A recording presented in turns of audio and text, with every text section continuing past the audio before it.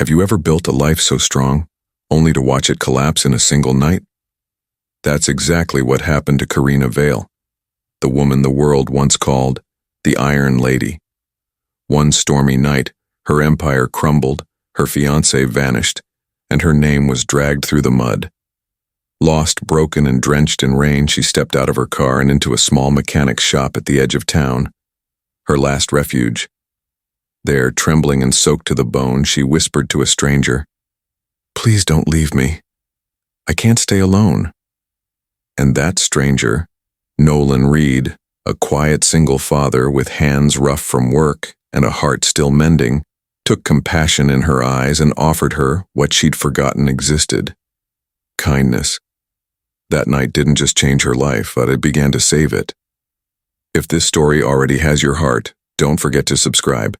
It helps us bring more stories like this to life. And tell me, where are you watching from today? I love seeing how far these stories travel. The rain fell like judgment, relentless, merciless, washing away the lights of the city she once ruled.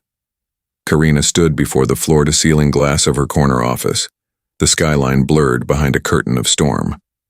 Her phone wouldn't stop ringing. Messages flooded in. Investors withdrawing, board members resigning, journalists demanding statements. Her empire, her pride, was bleeding out before her eyes. Her fiancé, Ethan, had vanished, and in his wake, he left forged documents, fake signatures, and stolen millions, all in her name. The Iron Lady of the tech world, they called her. The youngest CEO in the industry's history. Now she was branded a criminal. Her hands shook as she clutched the edge of her desk. "No," she whispered to the empty room. "No, it can't end like this." A new message appeared on her phone screen. "Ethan, I'm sorry, I had no choice." Her knees nearly gave out. She wanted to scream, to throw the phone, to tear the sky open with her rage. But all that came out was a broken laugh. "No choice," she whispered again. "You ruined me and you say you had no choice?" A crash of thunder cut through the air. The lights flickered, then died. Her reflection in the glass vanished, leaving only darkness and her own shaking breath. By the time she made it to the elevator, the building's lobby was a battlefield of flashing cameras and shouting reporters. "Karina, did you steal the funds? Where's your fiancé? Do you have a statement for your investors?" Each question was a knife. She said nothing. Her silence became its own confession. Outside, the storm swallowed her. She stumbled through the rain, clutching her coat tight, mascara bleeding down her face like war paint. She reached her car, soaked to the bone, but just as she started the engine, an alert pinged on her phone. Security breach detected at residence. Unsafe to return. Her blood ran cold. Even her home, the one place that had felt untouchable, was gone. She drove without direction, headlights slicing through the downpour, the city fading behind her. Her phone battery flashed red. No one answered her calls, not friends, not employees, not even the driver she'd trusted for years. She was utterly alone. Hours later, her car sputtered and died on a deserted road at the edge of town.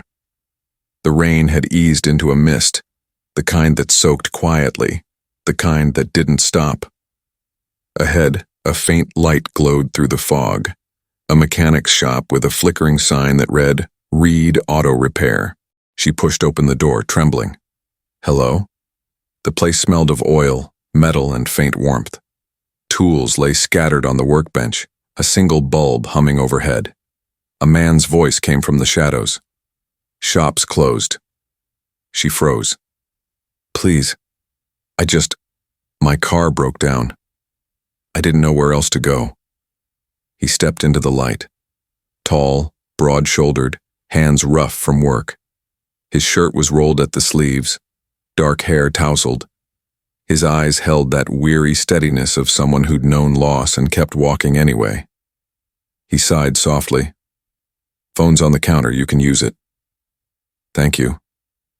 She tried to dial, but her fingers trembled too much. She pressed the receiver to her ear.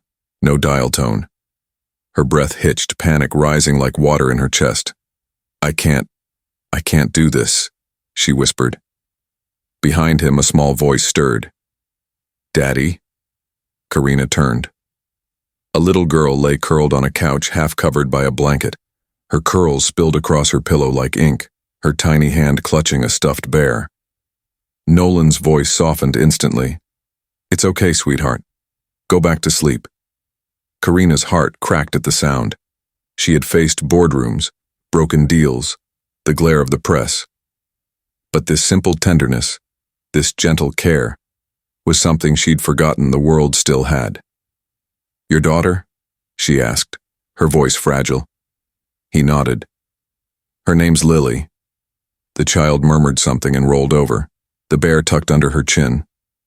Karina felt tears sting her eyes. She's beautiful. Thanks, he said quietly. Then, after a pause, you should sit down. You're shaking. She hesitated, then obeyed. Her coat clung to her like a second skin.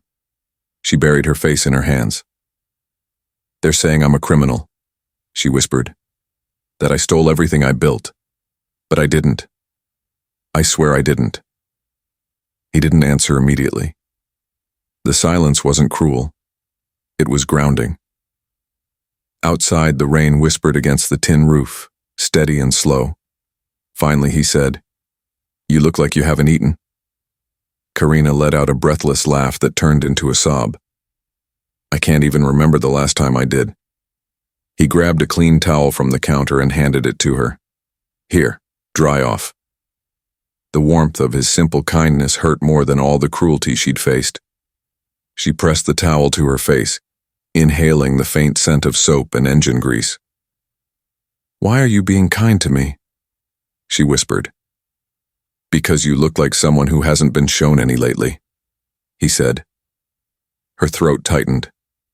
He turned away, pretending to busy himself with a kettle. The small hiss of boiling water filled the space between them. You can stay until the rain stops, he added. After that, figure out where you're headed. Thank you. The words came out small, humble. A woman who'd once commanded empires now clung to a stranger's mercy. When he handed her a steaming cup of coffee, she took it with both hands, savoring the warmth that reached her fingertips. I don't even know your name, she said quietly. Nolan, he replied. She nodded. Karina. Something flickered across his face, recognition, but he didn't speak it aloud. He just nodded once, slow and calm. You're safe here for now, Karina. Safe. The word echoed through her chest, fragile and foreign. She looked toward the little girl again, the soft rise and fall of her tiny shoulders under the blanket. And suddenly Karina's mask cracked completely. Her eyes burned, her lips trembled. Please, she whispered, barely audible. Don't leave me. I can't stay alone. Nolan hesitated, then quietly pulled a chair beside hers. He didn't reach for her, didn't touch her, but his presence felt solid, unyielding. The rain outside softened to a whisper, as if even the storm was listening. He didn't promise anything. But he stayed. And for the first time in days, she let herself breathe. If everything you built vanished overnight, who would you be when all that's left is your heart? The kettle hissed softly, steam curling into the dim air of the workshop. Nolan poured the hot water into 2 chipped mugs, the scent of instant coffee and oil mingling. Karina sat on the edge of the small sofa, her wet coat folded neatly beside her, the towel still wrapped around her shoulders like armor she didn't know how to remove. Her eyes traced the humble room, tools stacked on shelves, a cracked clock on the wall, children's drawings pinned beside repair invoices. The place wasn't perfect, but it was alive. Every inch carried warmth, something she hadn't felt in months. You can drink, Nolan said quietly, handing her one of the mugs. His voice was low, calm, the kind that filled the silence without breaking it. Thank you. She held the mug with both hands, trying not to tremble. Her reflection shimmered faintly on the coffee's surface, a stranger's face staring back at her. Nolan leaned against the counter, studying her. The world knew her as the unshakable CEO whose eyes could silence a boardroom. But now her mascara streaked down her cheeks, her lips pale, her breathing shallow. She wasn't a headline. She was human, breakable. "Do you want to tell me what happened?" he asked, not unkindly. She shook her head. "No one would believe me, even if I did." "I would." The word startled her. She looked up sharply, searching his face for mockery, but found none. He said it simply, like a truth. She wanted to believe him, but trust had become a luxury she couldn't afford. So instead, she nodded toward the small hallway at the back. "You live here?" "Yeah. The apartment's behind the shop, just me and Lily." As if her name had been summoned, the sound of small feet pattered down the hallway. A little girl appeared, rubbing her eyes, her blanket trailing behind her like a soft shadow. "Daddy? It's still raining?" she murmured, voice heavy with sleep.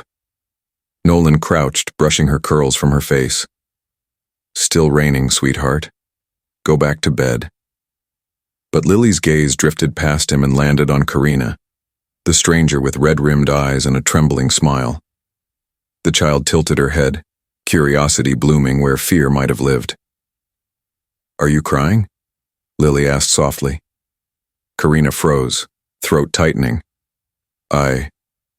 She's just tired," Nolan answered for her, but Lily was already climbing onto the couch beside Karina. "My mom used to say rain makes people sad, but Daddy says it makes the earth clean again." She reached out, placing a small hand on Karina's. "Do you want some hot chocolate? It helps." The simple offer shattered something inside her.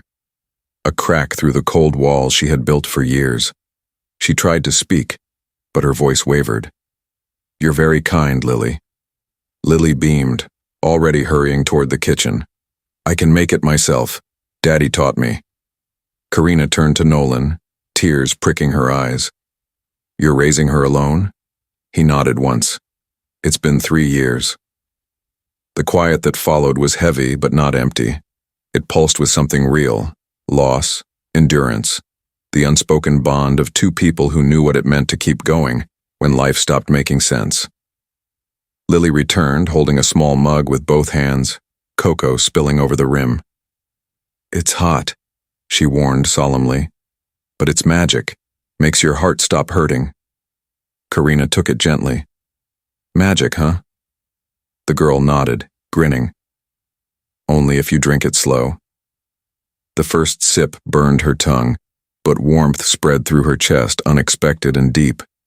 She hadn't realized how cold she'd been, not just her skin, but her soul. "Thank you," she whispered again, this time to both of them. Nolan smiled faintly, folding his arms. "She doesn't offer that to everyone. Consider yourself lucky." Lily giggled. "Daddy's teasing." Karina laughed, the sound shaky, unfamiliar, but real. It startled her. She couldn't remember the last time she had laughed without calculation, without watching for judgment. When Lily's eyes grew heavy again, Nolan guided her back to the couch, tucking her in. The little girl mumbled, "Night, Daddy. Night, lady." "Good night, Lily," Karina said softly. The child smiled in her sleep. Nolan stood there for a moment, his hand lingering over the blanket before turning back. "You can take the bed in the back room," he said. "It's not much, but it's clean. I'll be fine here." "You're still shivering." She hesitated. Her pride battled with exhaustion until, finally, she nodded. "Just for tonight." He led her to the small apartment behind the garage. The air smelled faintly of soap and cedar. The walls painted a fading cream. A framed photo hung near the door. A woman with laughing eyes, Lily perched on her shoulders. Karina stopped. "Your wife?" "Yeah." His voice was quiet, distant. "She died in a fire. 3 years ago." "I'm sorry." He nodded. "Me too." Silence followed. Not awkward, sacred. the kind that holds more truth than words ever could. She set her bag down on the dresser, fingers brushing the cracked wood. "You must think I'm pathetic," she murmured. "No," he said simply. "I think you're tired." Her eyes stung again. "Everyone I trusted left when I fell." He leaned against the doorframe, arms folded, eyes gentle but firm. "Then maybe it's time you stop falling alone." The words hit her like light breaking through storm clouds. For a heartbeat, she couldn't breathe. No one had spoken to her that way, not in pity, not in power, but in truth. Her shoulders trembled. "I don't know if I remember how to stop." "Then start small," he said. "Eat, sleep, try again tomorrow." She nodded, a tear slipping free before she could stop it. He turned to leave but paused in the doorway. "You're safe here, Karina. Whatever the world's saying out there, it doesn't matter in this room." When he left, she sat on the edge of the bed, the hum of the rain whispering against the window. Her reflection in the small mirror looked softer somehow, still broken, but breathing. She lay down, wrapping the thin blanket around her. For the first time in weeks, sleep didn't feel like surrender. It felt like mercy.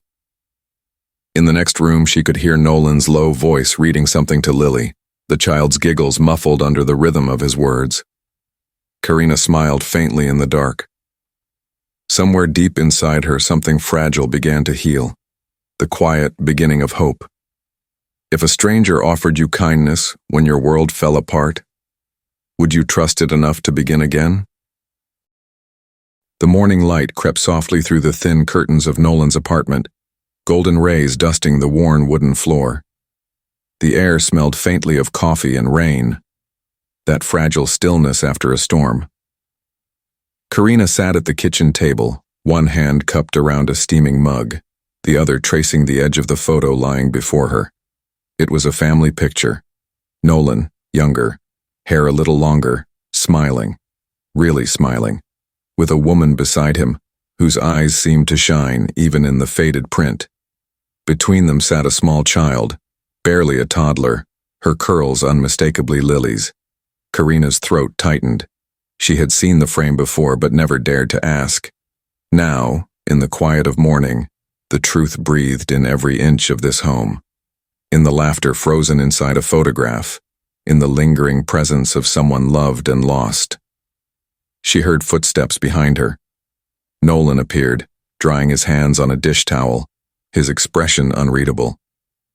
"She was beautiful," Karina said softly, afraid her voice might shatter the calm. He stopped. For a long moment, he didn't speak. Then he set the towel down, eyes distant. "Yeah," he said quietly. "She was." Silence settled between them, heavy but gentle. Karina's fingers brushed the photo again. "I didn't mean to pry." "You didn't." He poured himself coffee and leaned against the counter.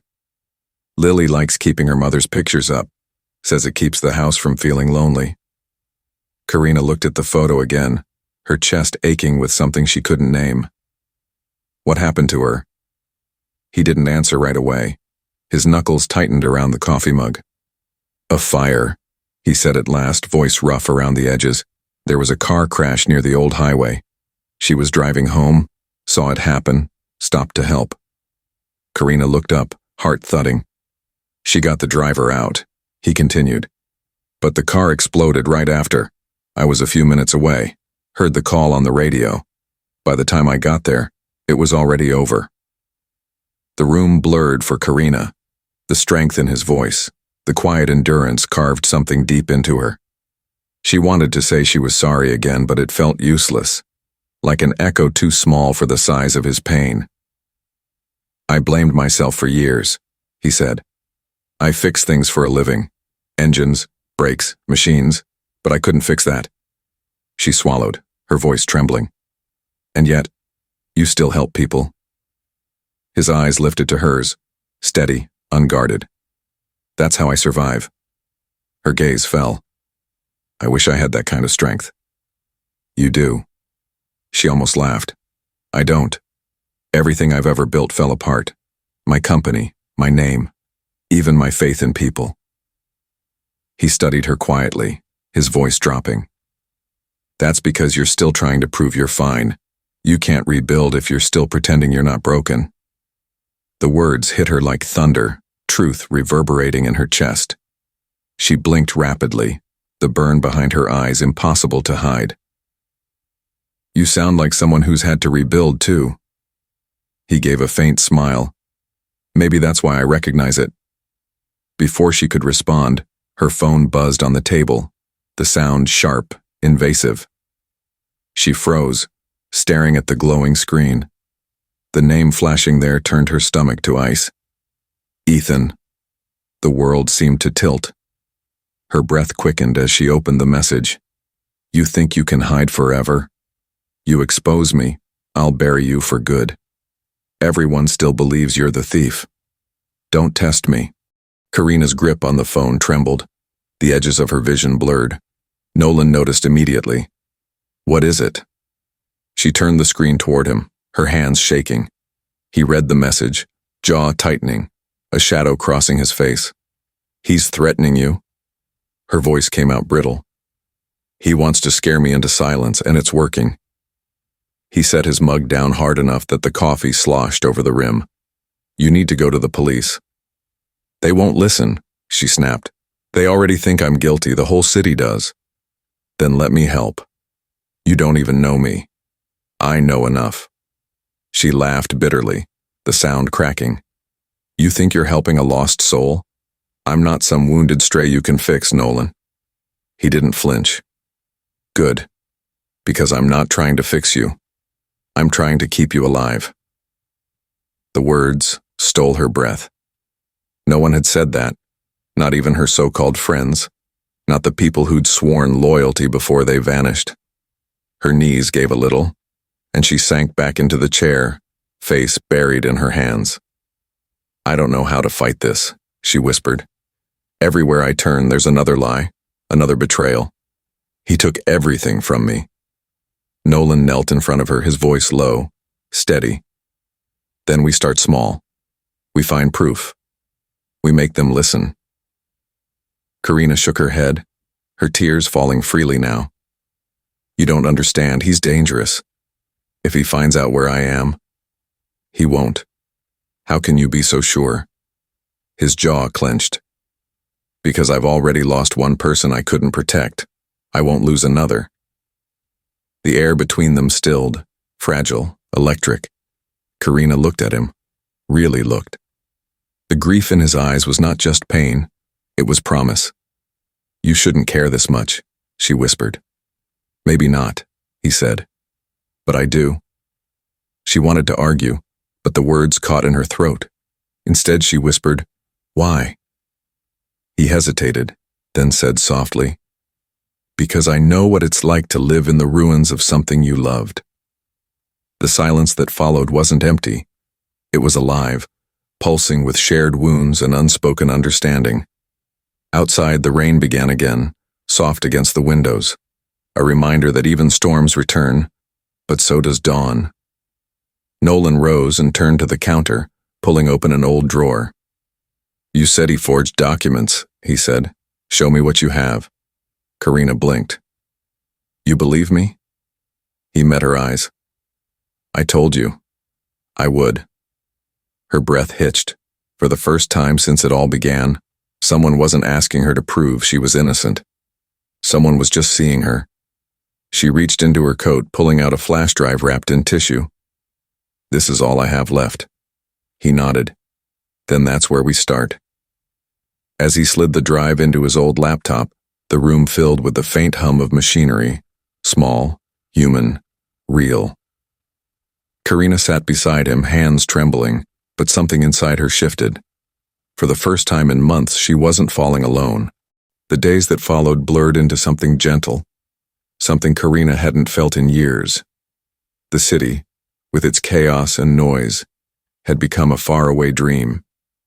Here, the rhythm of life beat slower, marked not by deadlines and deals, but by the hum of engines, the clink of wrenches, and the laughter of a child. She began helping Nolan at the garage, not because she had to, but because it felt right. At first, her hands fumbled. The tools were heavy, the smells unfamiliar. Yet Nolan never once laughed at her awkward attempts. He simply showed her, steady hands guiding hers, until she could loosen a bolt without shaking. "Not bad for a CEO," he teased one afternoon, wiping his brow. Karina smirked, her cheeks streaked with dust. "Don't get used to it. I might ask for a raise." His laughter, low, warm, unguarded, filled the space between them. She hadn't realized how much she missed the sound of laughter that didn't come from politeness or power. Later that evening, sunlight filtered through the open door, golden against the oil-stained floor. Lily sat nearby, humming softly as she colored on an old invoice pad. "Daddy, look!" she called, holding up her drawing, a messy but bright picture of 3 figures holding hands. Nolan's smile softened. "That's beautiful, Bug." Karina leaned closer, squinting. "Is that supposed to be me?" Lily nodded earnestly. "You have shiny hair, so I made it with the yellow crayon." Karina's heart squeezed. "Thank you, sweetheart." She reached over, brushing a curl from the girl's forehead. Lily grinned, cheeks smudged with color. "You should stay forever," she said matter-of-factly. "You laugh different now." Karina blinked. "Different?" "Yeah," Lily said.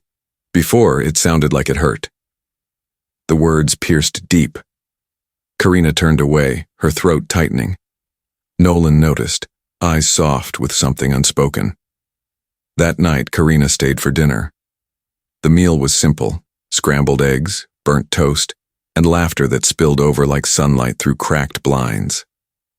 Lily insisted on teaching Karina how to cook pancakes the real way, and soon the kitchen smelled of butter and warmth.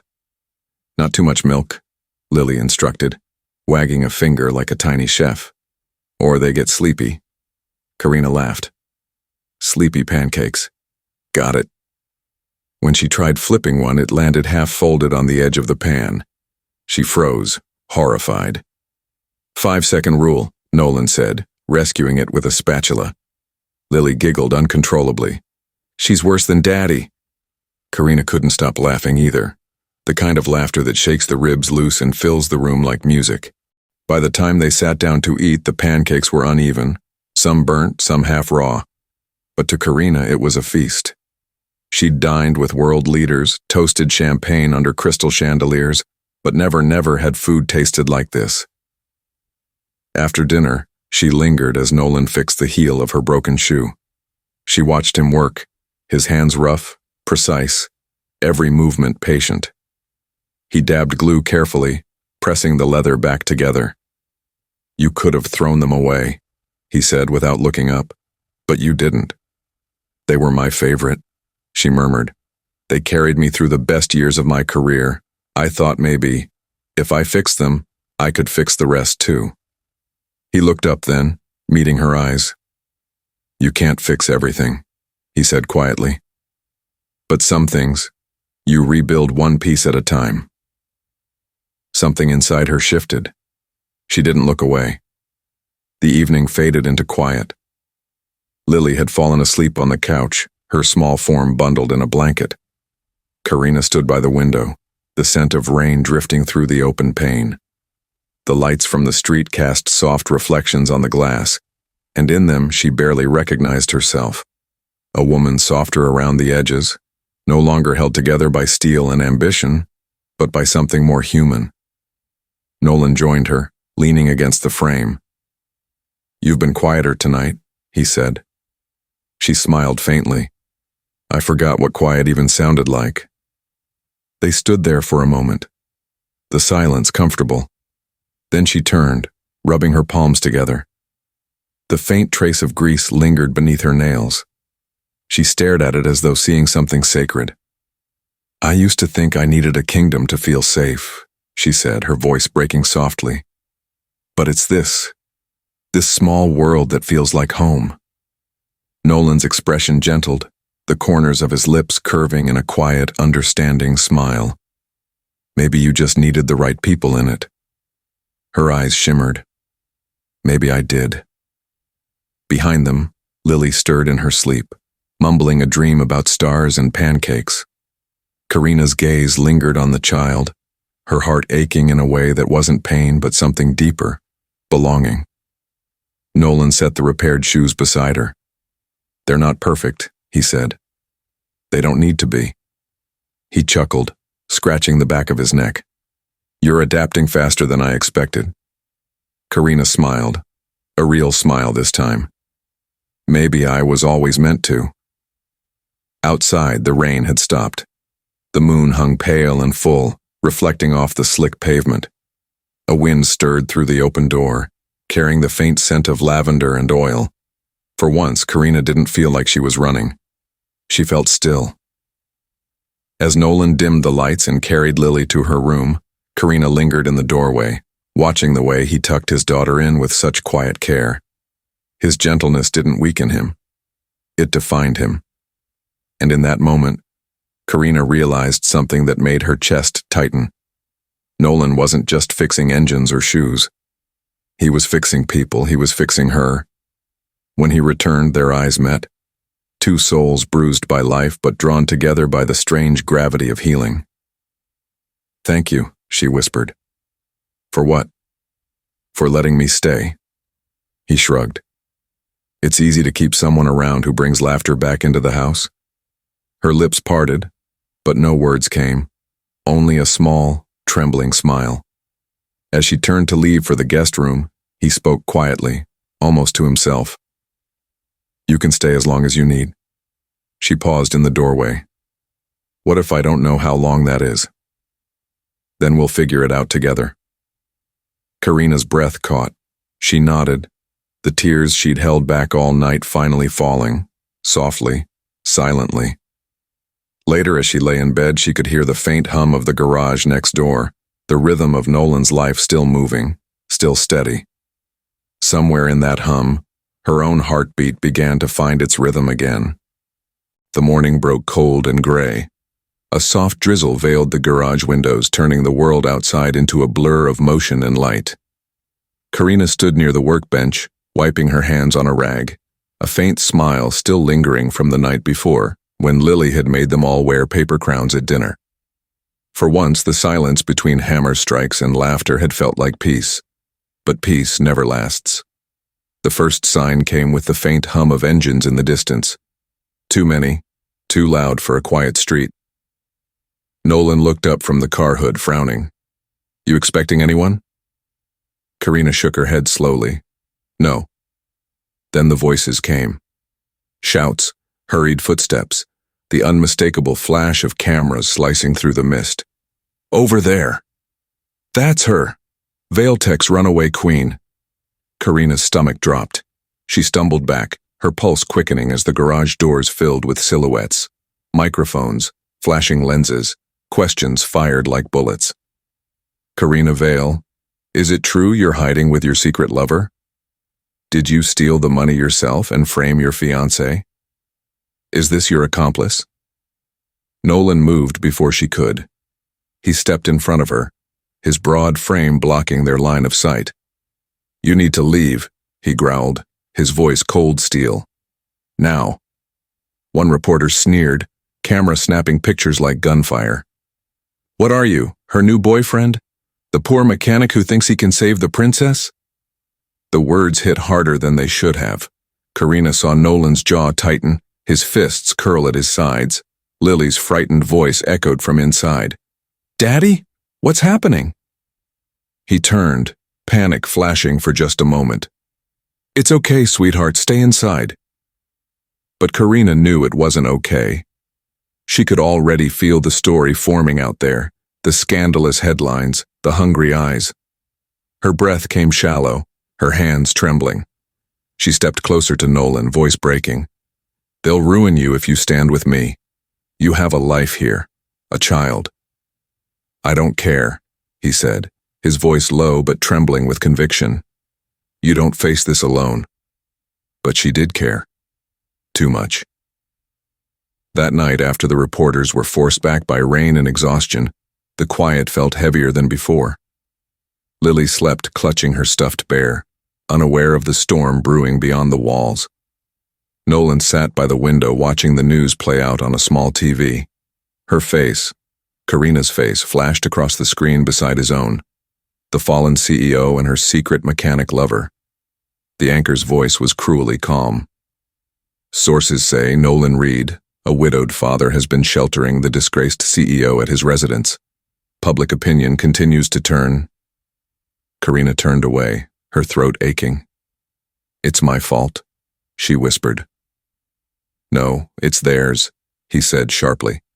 "They twist everything they don't understand." But she was already backing away, her heart pounding in her ears. "Nolan, I can't let this destroy you. Lily doesn't deserve that kind of attention. You don't either." "Karina, stop." She met his gaze, tears brimming. "You don't get it. I've already burned everything I've ever touched." He stood, stepping closer, voice rough. "Then let me be the one who doesn't run from the fire." The words cracked her open. For a heartbeat she almost believed him. But the weight of his kindness, his decency, was too much. She couldn't let it become another casualty of her chaos.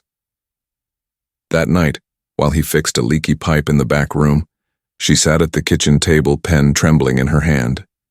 The letter was short, but it gutted her.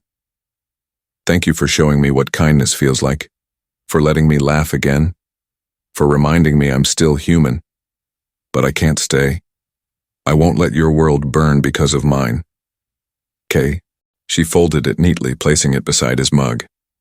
Then she looked toward Lily's room, her eyes soft and wet. The child slept soundly, her tiny hand resting on the edge of her drawing. 3 stick figures holding hands. Karina traced the crayon lines with trembling fingers. "I'll miss you, little one," she whispered. She pulled on her coat and stepped outside. The rain had started again, thin and cold. It coated the streets in silver light. She kept her head down, the letter of goodbye still echoing in her chest like a heartbeat. Inside, Nolan emerged minutes later, calling her name. When he saw the empty chair, the folded note beside the cup, his breath hitched. He picked it up, reading the words once, then again. The ink blurred as his grip tightened, his eyes burning with a fury that wasn't anger, but fear. He ran. The rain tore through the night as he burst into the street, his boots slapping against puddles. Headlights streaked by, horns blaring, but he didn't stop. "Karina!" he shouted, his voice raw against the storm. No answer. He reached the corner just in time to see the faint outline of her coat through the curtain of rain. She was stepping onto a bus, her shoulders hunched, her figure small and breaking apart in the glow of the headlights. "Karina!" he yelled again, sprinting forward. She turned, slowly, as if time itself had softened around them. Her eyes found his through the rain. For a second, the world stopped. The bus door closed. He shouted her name one last time, his voice shattering into the night.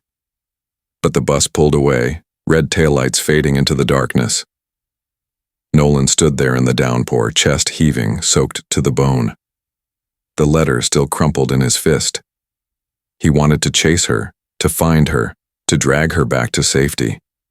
But for the first time since the fire that had taken his wife, he realized what it meant to be powerless again. He looked up at the gray sky, rain sliding down his face like tears he refused to let fall.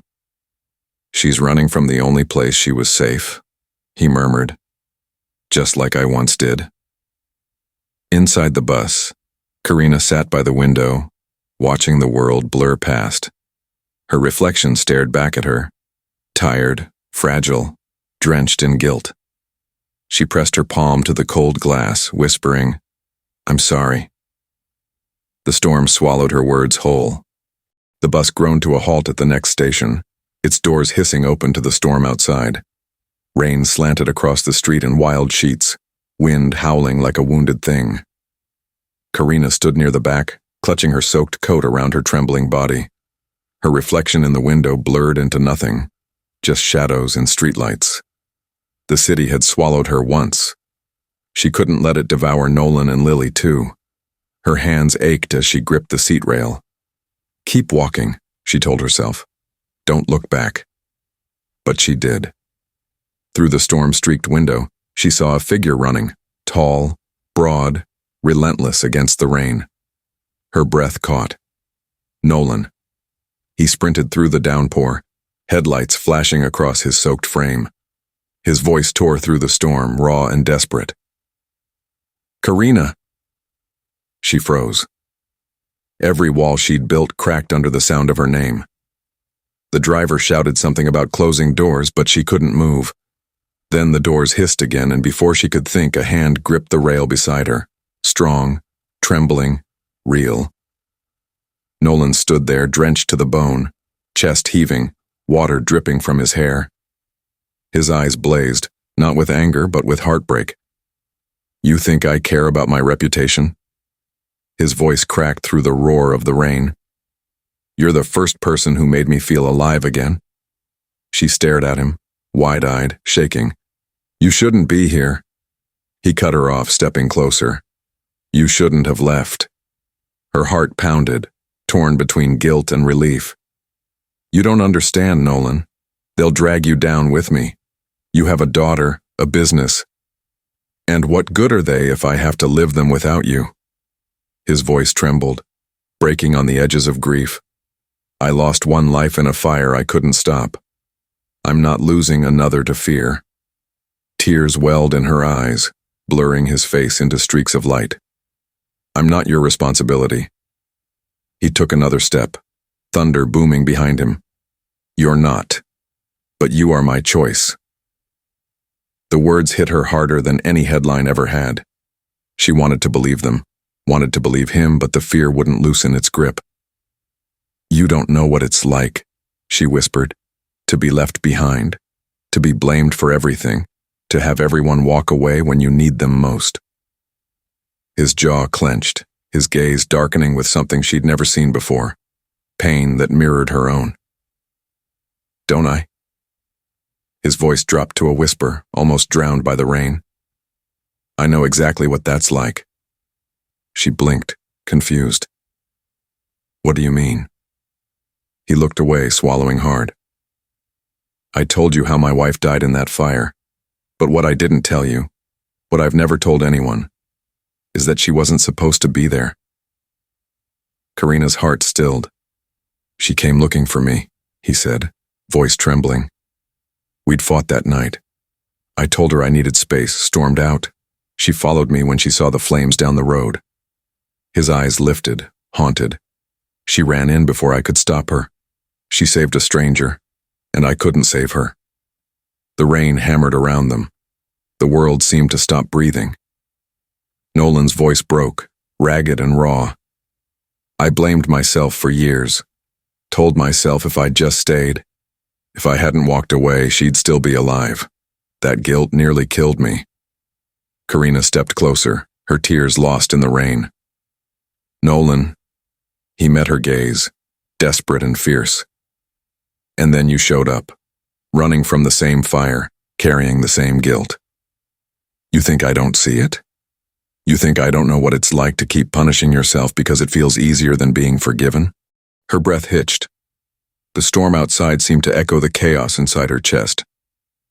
"I see you, Karina," he said, his voice trembling. "I see the woman behind the headlines, behind the fear, the one who's still standing, even when the world tried to break her." Her walls shattered. Every word sank deep into the cracks she'd tried so hard to seal. "You can't fix me," she whispered. He took her face in his hands, gentle but firm. "I'm not trying to fix you." His forehead rested against hers, rainwater dripping between them. "I just don't want you to keep running from the one person who'd never leave." Her body trembled, sobs breaking free. "Please don't." He cut her off, voice breaking. "Then don't run." The words broke through like lightning, and before either of them could think, he pulled her into him. Their lips met, soft, trembling, desperate. It wasn't the fire of passion, but the ache of survival, the kind of kiss that carried tears, rain, forgiveness. Her hands gripped his soaked shirt, his heart beating wild beneath her palm. For a moment, The storm didn't exist. There was only warmth, breath, the fragile pulse of something alive again. When they finally pulled apart, Karina's forehead rested against his chest. She was shaking, not from cold, but from release. "I'm scared," she whispered. "So am I," he said softly. "But I'd rather be scared with you than safe without you." She closed her eyes, her voice breaking on the words she had spoken once before. "Please don't leave me. I can't stand alone." He tightened his arms around her, the storm softening around them. "Then don't," he murmured. "You don't have to anymore."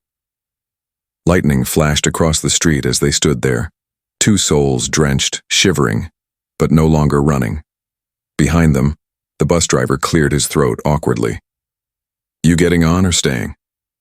Nolan glanced at Karina. She met his eyes, torn, trembling, but finally alive. "I'm staying," she said.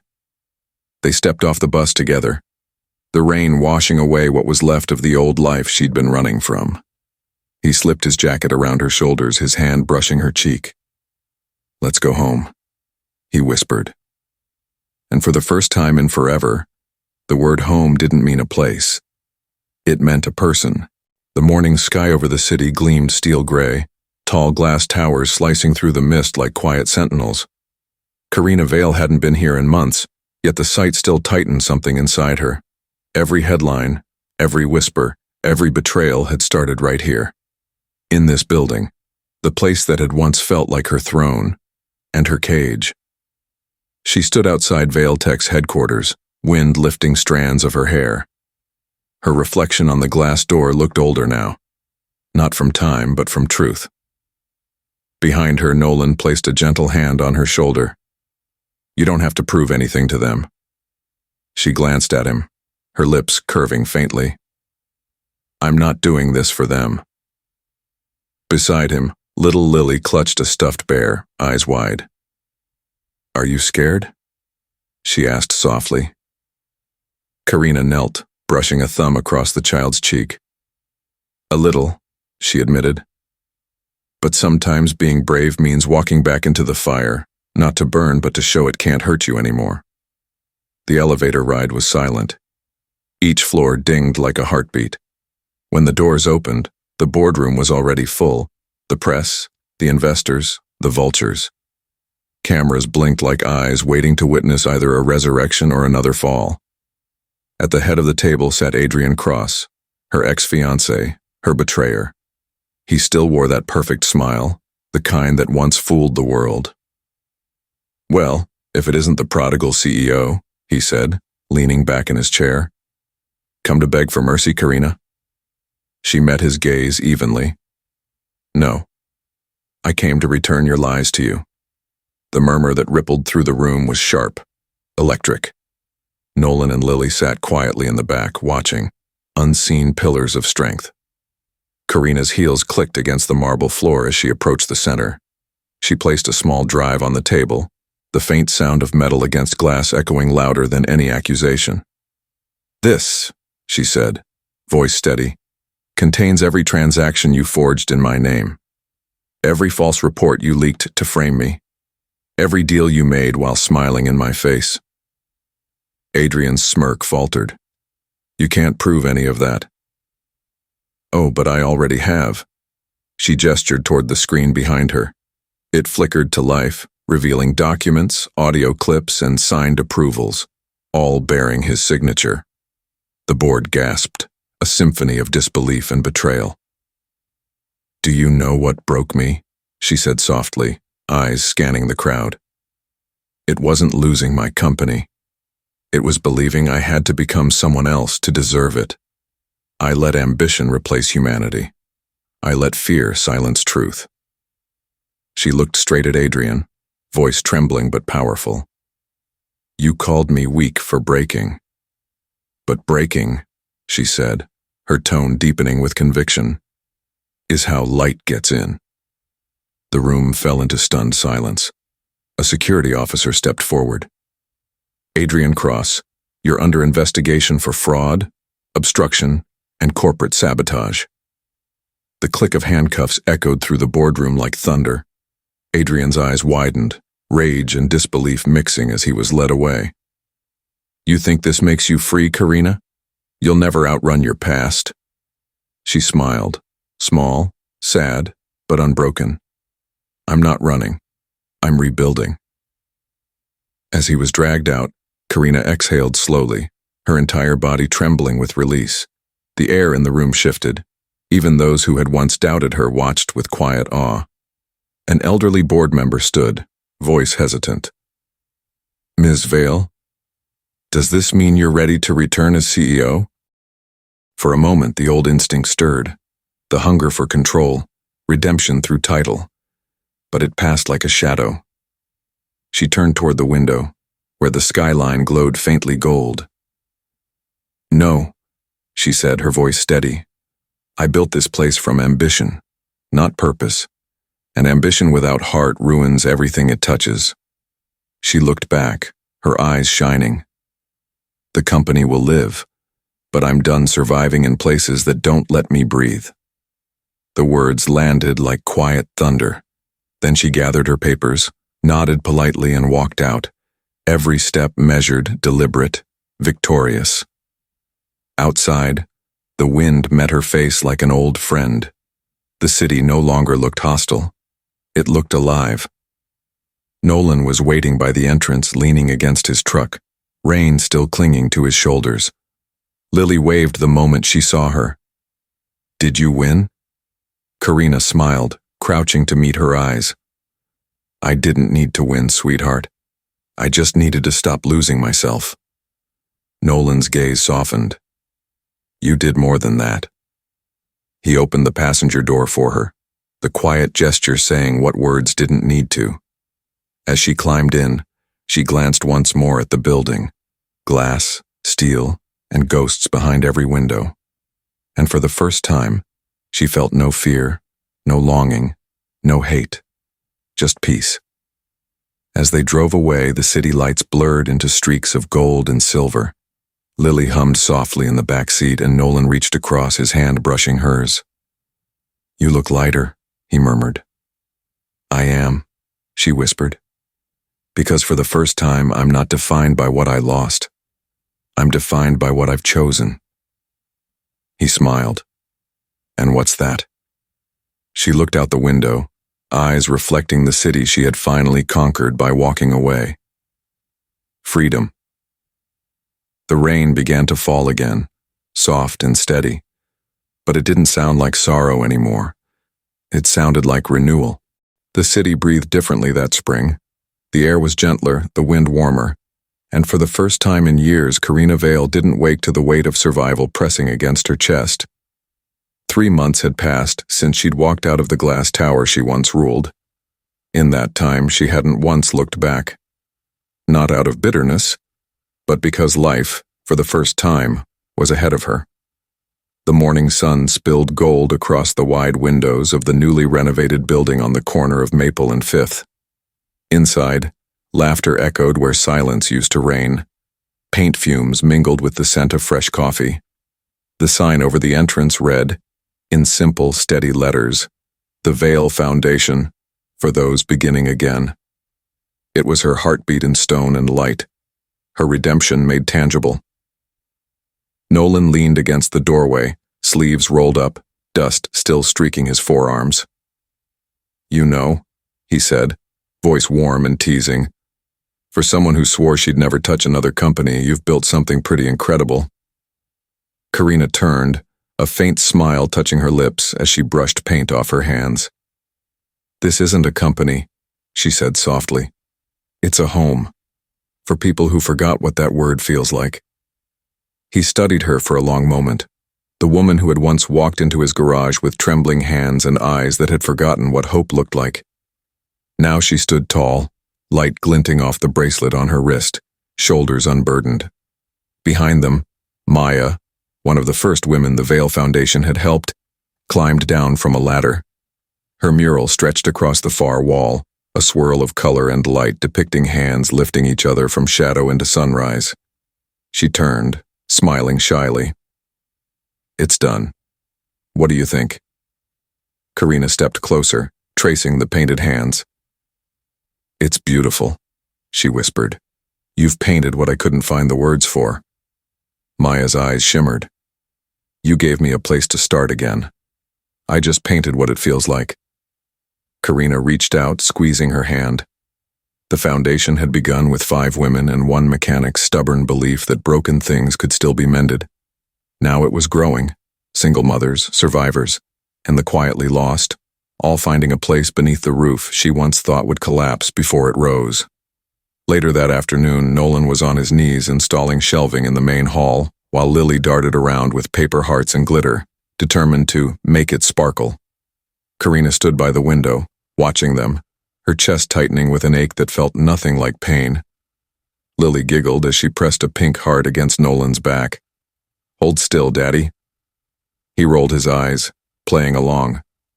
"I'm a mechanic, not a Valentine." Karina laughed. The sound soft, surprised, real. Lily's joy was contagious, her small hands covered in glue and hope. When evening came, the building quieted. The guests had gone home.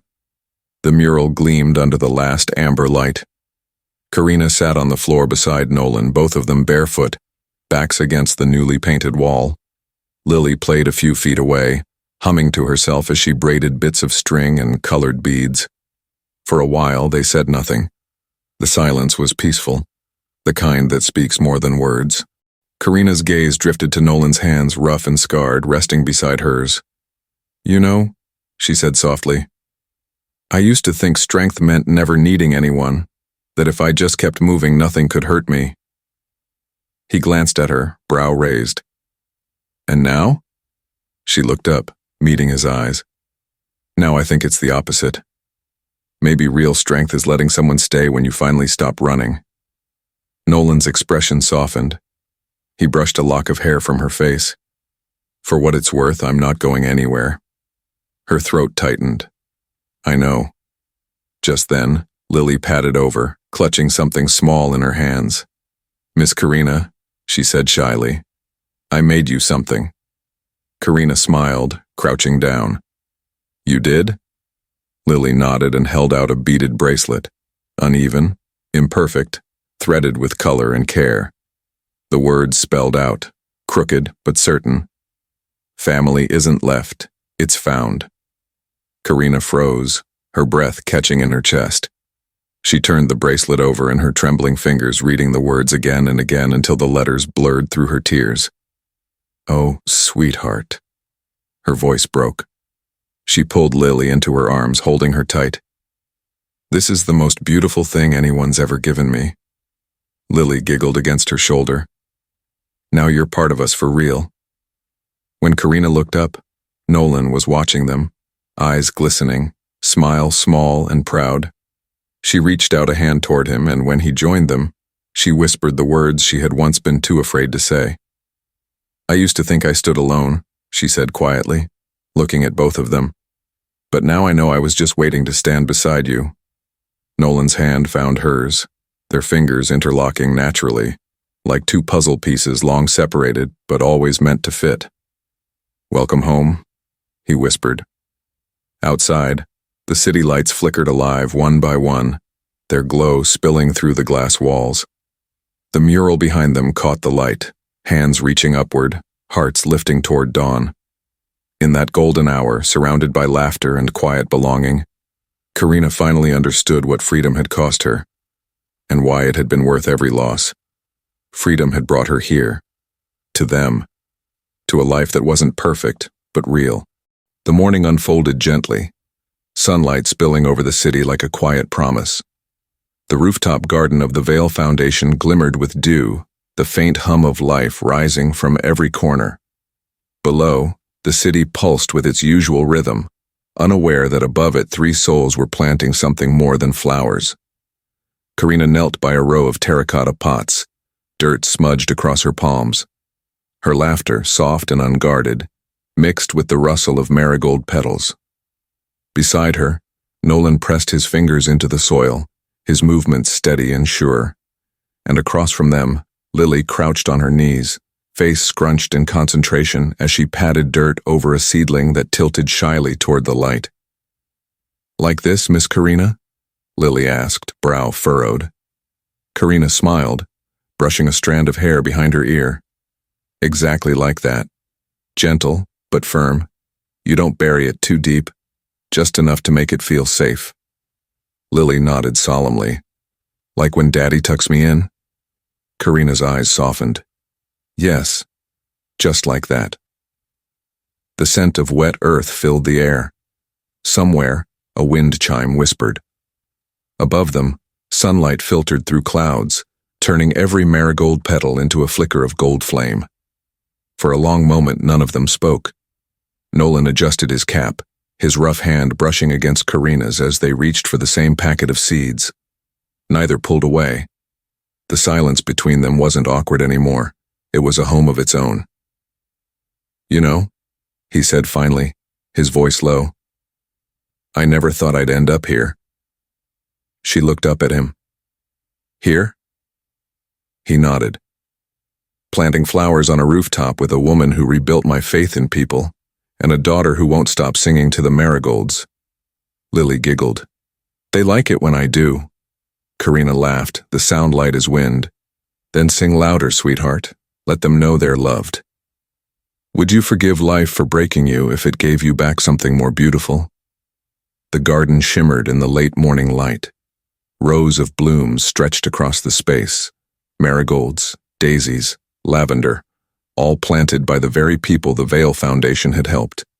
Women who once stood where Karina had, afraid, forgotten, and searching for a reason to begin again. She watched them through the glass doors below, now laughing as they watered, painted, and rebuilt their own tomorrows. It felt like watching her old reflection, but healed.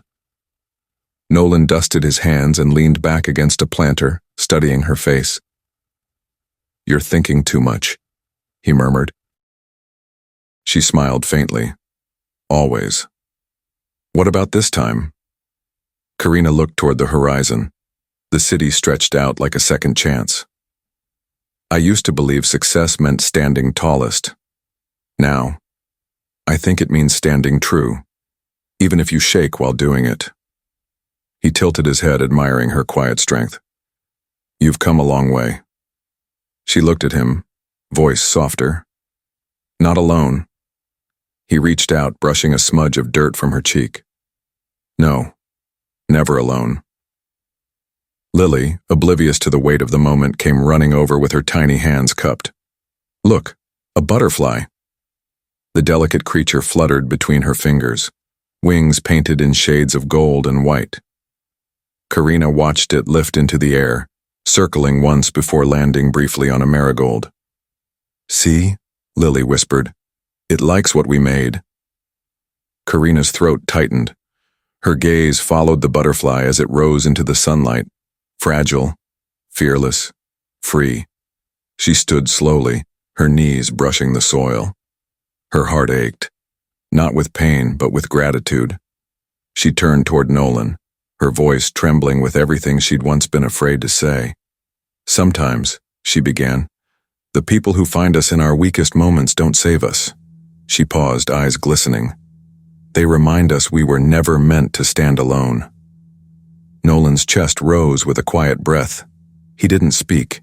He just reached for her hand and held it there, grounding her in the warmth of that truth.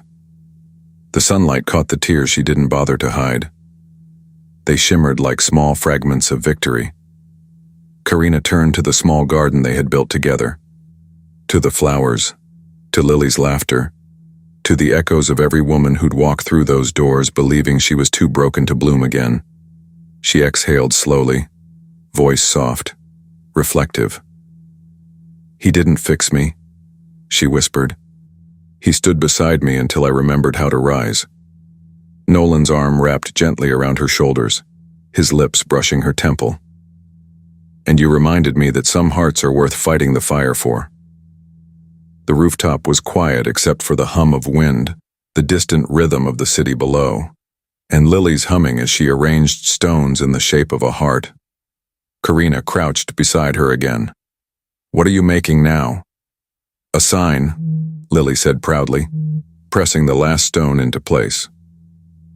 So everyone who comes here knows this is a happy place. Karina smiled, her voice trembling as she whispered, "It already is." The camera of life pulled back, the rooftop glimmering beneath a golden sky, marigolds blazing bright against the cityscape. The woman who had once begged the night not to leave her now stood in the morning, unafraid of being seen. What does standing strong mean to you now? Tell us in the comments below.